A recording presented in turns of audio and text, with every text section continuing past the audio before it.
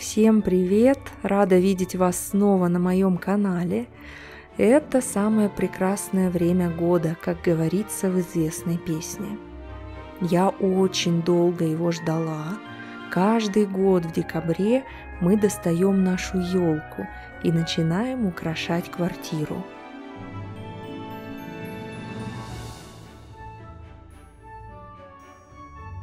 Я твердо верю в то, что Новый год 100% семейный праздник.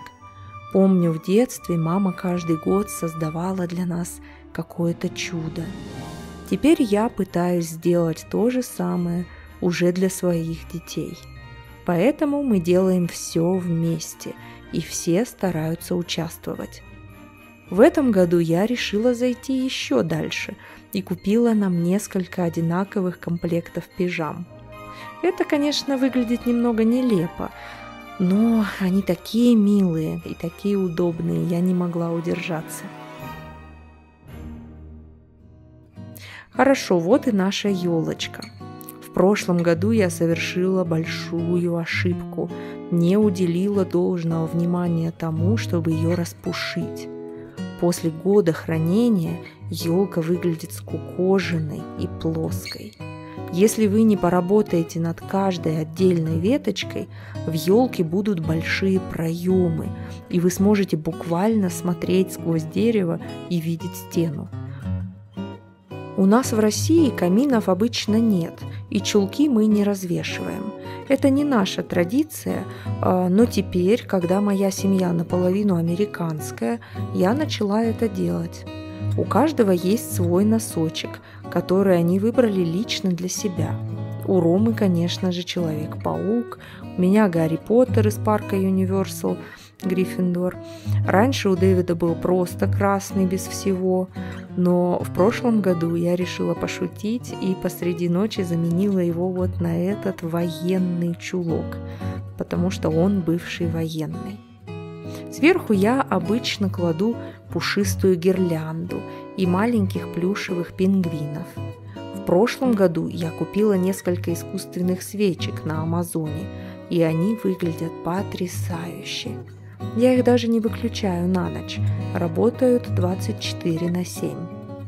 Теперь пришло время украшений.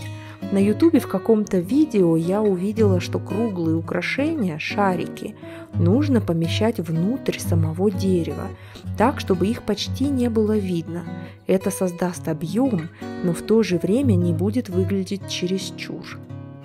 Что касается оформления, лично мне не нравятся всякие тематические елки или сделанные в какой-то особой цветовой палитре.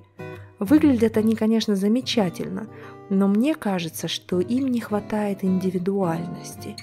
Эти елки шикарно смотрятся в интерьерах, но я бы предпочла видеть их где-нибудь в торговых центрах или в отелях, но не у себя дома. Я считаю, что каждая елочная игрушка должна как-то олицетворять лично тебя, то, что ты любишь и что тебе интересно.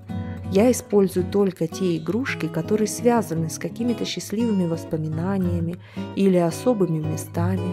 Мне кажется важно, когда смотришь на украшения, вспоминать что-то или кого-то.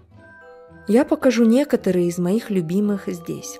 Поскольку я обожаю Щелкунчика, не столько книгу, сколько балет Чайковского, у меня есть целая коллекция игрушек по Щелкунчику. Качество совершенно невероятное. Посмотрите на этого мышиного короля, посмотрите на его плащ, посмотрите на его золотые сапожки. Сам Щелкунчик находится на верхушке. Качество этих украшений просто не передать словами. Посмотрите на каждую мелочь. Поскольку я русская, конечно, у меня много русских елочных игрушек. Для своих детей я уже несколько лет собираю персонажей из наших сказок. А еще у меня есть советская версия Щелкунчика из нашего мультфильма. И даже Александр Пушкин сидит на дереве и, возможно, пишет один из своих шедевров. А это я купила в музее унесенных ветром в Джорджии через неделю после того, как приехала в США.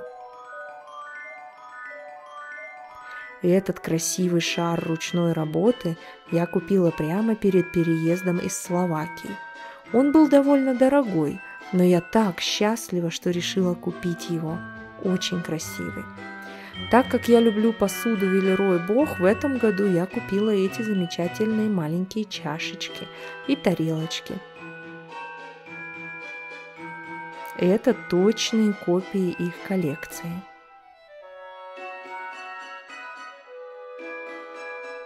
Этот маленький апельсин или мандарин тоже один из моих любимых. Это из Флоридского музея стекла.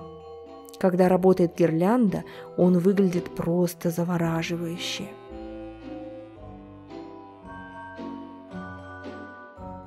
Я, конечно, немного переживала, что Миша и Сильвер уничтожат мою елку очень быстро. На Амазоне люди писали, что этот белый заборчик каким-то образом защитит дерево от захватчиков. Понятно, что это не решение. В первое же утро Миша разбил очень дорогое украшение. В общем, единственное решение, которое я нашла, это повесить самые неинтересные игрушки внизу. Он почти мгновенно потерял интерес, и больше инцидентов не было. Также мы всегда стараемся сделать что-то особенное для нашего кота. Я нашла эту милую кошачью когтеточку в Таргете. Сильвер в восторге.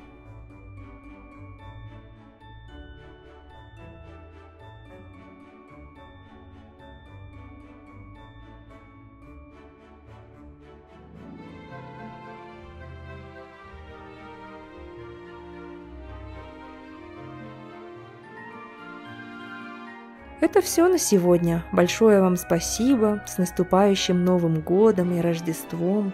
Расскажите, как вы украшаете свою елочку, что вы больше любите, есть ли у вас какие-то особые, любимые, памятные игрушки.